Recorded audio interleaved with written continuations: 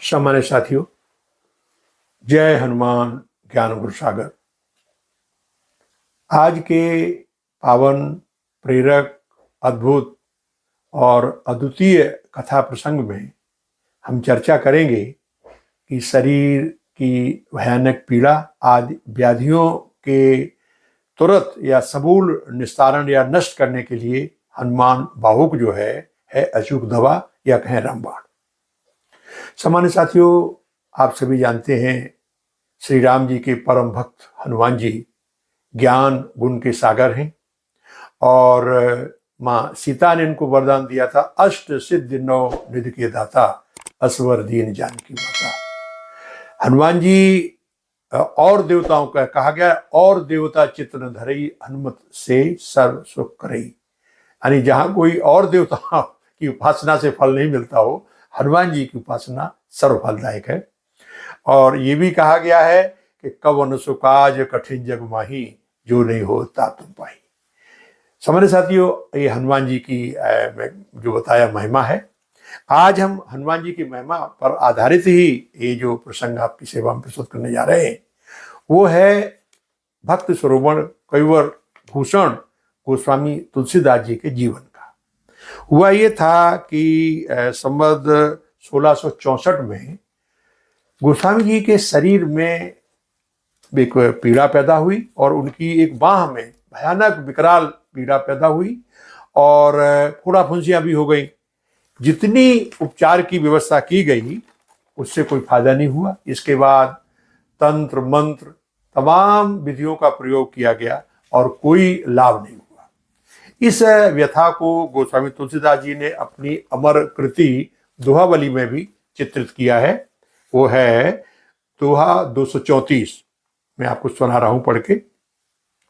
तुलसी तनुसर सुखो जलज, भुज रुज गज वरजोर, दलित दयानिध देखिए, कपि केशरी किशोर।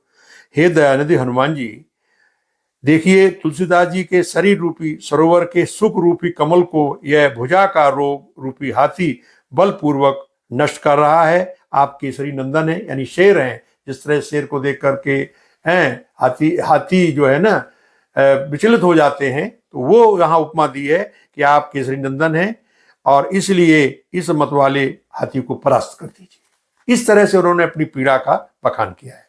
अब मैं बताऊंगा आपको कि जब उनके विकराल बाह में पीड़ा हुई और कोई फायदा नहीं हुआ तो उनको प्रेरणा हुई कि हनुमान जी की कुछ स्त्रोत लिखे जाएं और इसी क्रम में उन्होंने 44 स्त्रोत लिखे जो हनुमान बाहुक नाम से प्रसिद्ध हुए।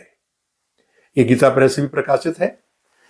तो इनका मैं जो व्यवहारिक आपको प्रत्यक्ष प्रमाण देने जा रहा हूं ये है, अभी जगत गुरु रामभद्राचार्य जी महाराज ने बताया कि उनके बाह में भी एक विकराल पीड़ा हुई। कई औषधियां ली, चिकित्सकों से परामर्श किया, लेकिन कोई फायदा नहीं हुआ। तब उन्हें ध्यान आया कि हम क्यों न हनुमान बाहु का पाठ करें और उनके अनुसार उन्होंने 11 बार इसका पारायण किया। वो बाहों की पीड़ा तुरंत दूर हो गई। ये व्यवहारिक रूप से मैं प्रत्यक्ष प्रमाण बता रहा हूं जो जगत गुरु रामभद्राचार्य जी ने अपने मुखारबिंद से बताया है। इसके साथ आचार्यों ने ये बताया है कि यदि आप इसका 11 बार पाठ कर लें तो अच्छा, नहीं तो दिन में एक बार कर लें। इसके बाद 25वां जो इसका दोहा है उसका ये संपूर्ण लगा करके कि कवन सुकाज कठिन जग माही, जो नहीं हो ता तो पाही, इसका भी यदि आप पारायण करेंगे तो पूरा लाभ मिलता है। वो 25वां जो ये है अब आपको सुनाने जा रहे हैं, ये छप्पा है। करम कराल कंस भूमिपाल के भरोसे से, बकी बक भगनी काहू ते का डरेगी। बड़ी विकराल बाल घातिनी न जाति कहे, बाहुबल बालक छबीले छोटे छरेगी। आई है बनाए वेश आप ही विचार देख, पाप जाए सबको गुनी के पाले पड़ेगी।